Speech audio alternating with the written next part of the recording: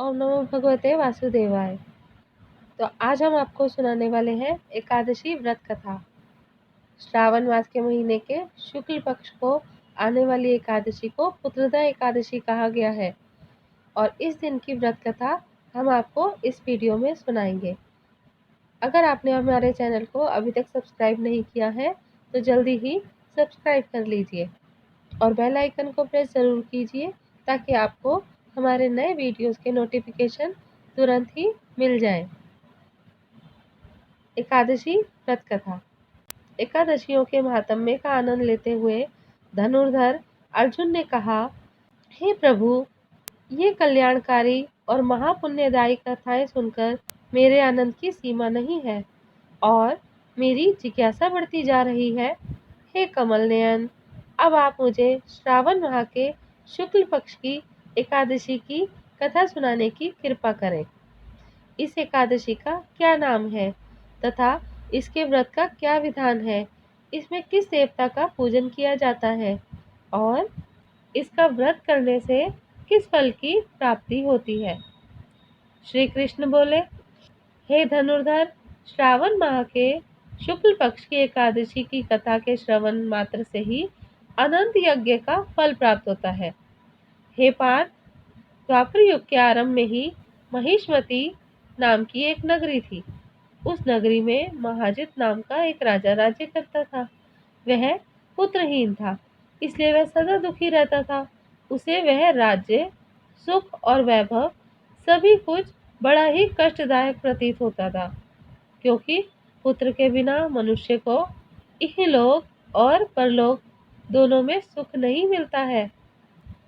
राजा ने पुत्र प्राप्ति के लिए बहुत उपाय किए, किंतु उसका हर उपाय निष्फल रहा। जैसे जैसे राजा महाजित वृद्धावस्था की ओर बढ़ता जा रहा था, वैसे वैसे उसकी चिंता भी बढ़ती जा रही थी।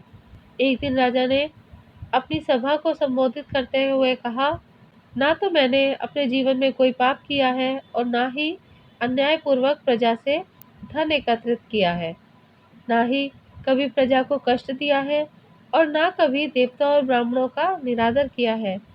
मैंने प्रजा का सदैव अपने पुत्र की तरह पालन किया है, कभी किसी से ईर्ष्या भाव नहीं किया, सभी को एक समान समझा है।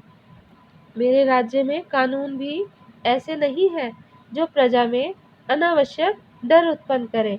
इस प्रकार धर्म युक्त राज्य करने पर भी मैं इस समय अत्यंत कष्ट पा रहा हूँ। इसका क्या कारण है, मेरी समझ में कुछ नहीं आ रहा है। आप इस पर विचार करें कि इसका क्या कारण है। तो क्या इस जीवन में मैं इस कष्ट से मुक्त हो पाऊंगा। राजा के इस कष्ट निवारण के लिए मंत्री आदि वन को गए, ताकि वहां जाकर किसी ऋषि मुनि को राजा का दुख बता कोई समाधान पा सके। वन में जाकर उन्होंने श्रेष्ठ ऋषि मुनियों के दर्शन किए। उस वन में वयोवृद्ध और धर्म के ज्ञाता महर्षि लोमश भी रहते थे। वे सभी जन महर्षि लोमश के पास गए।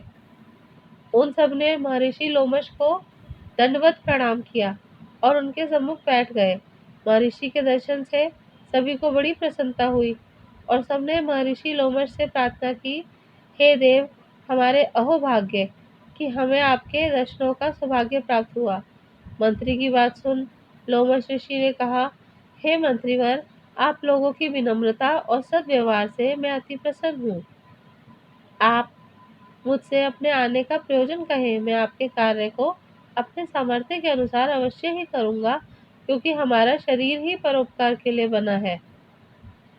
लोमश ऋषि के ऐसे मृदु वचन सुनकर मंत्री ने कहा, हे ऋषिवर, आप हमारी सभी बातों को जानने में ब्रह्मा से भी ज्यादा समर्थ हैं, अतः आप हमारे संदेह को दूर कीजिए।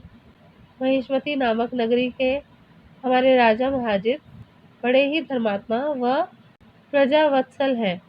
वे प्रजा का पुत्र की तरह धर्मानुसार पालन करते हैं, किंतु फिर भी वे पुत्रहीन हैं। हे महामुनि, इससे वह अत्यंत दुखी रहते हैं। हम लोग उनकी प्रजा हैं, हम भी उनके दुख से दुखी हो रहे हैं। क्योंकि प्रजा का कर्तव्य है कि राजा के सुख में सुख माने और दुख में दुख माने। हमें उनके पुत्रहीन होने का अभी तक कारण ज्ञात नहीं हुआ, इसलिए हम आपके पास आए हैं। अब आपके दर्शन करके हमको पूर्ण विश्वास है कि हमारा दुख अवश्य ही दूर हो जाएगा, क्योंकि महान पुरुषों से के दर्शन मात्र से ही प्रत्येक कार्य की सिद्धि हो जाती है। अतः आप हमें बताने की कृपा करें कि किस विधि से हमारे महाराज पुत्रवान हो सकते हैं। हे ऋषिवर, यह आपका हम पर व हमारे राज्य की प्रजा पर बड़ा उपकार होगा।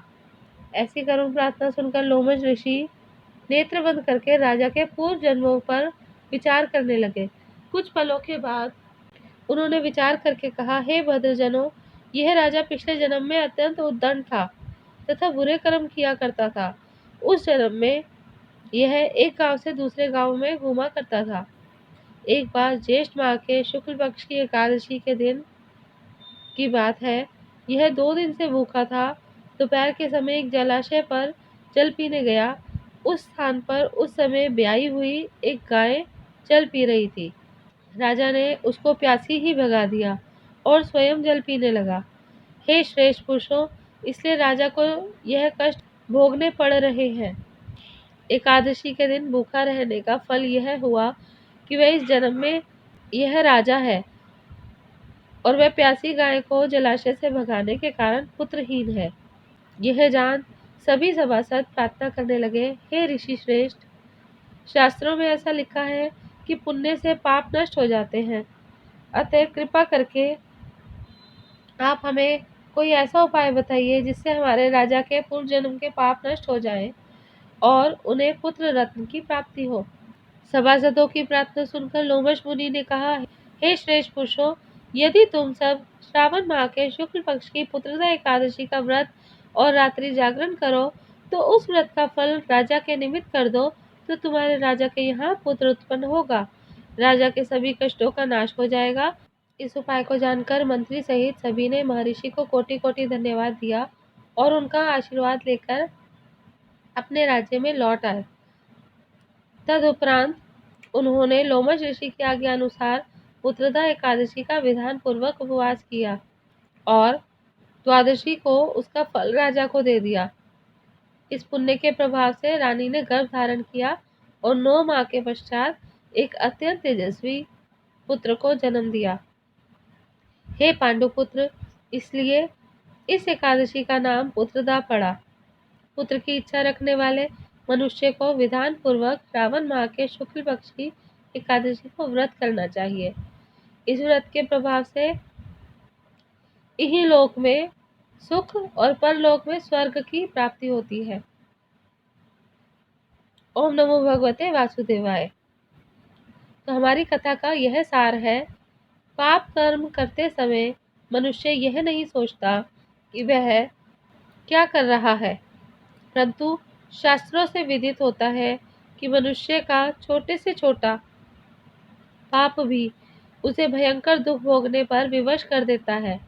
अतः मनुष्य को पाप कर्म करने से डरना चाहिए, क्योंकि पाप नामक यह दैत्य जन्म जन्मांतर तक उसका पीछा नहीं छोड़ता।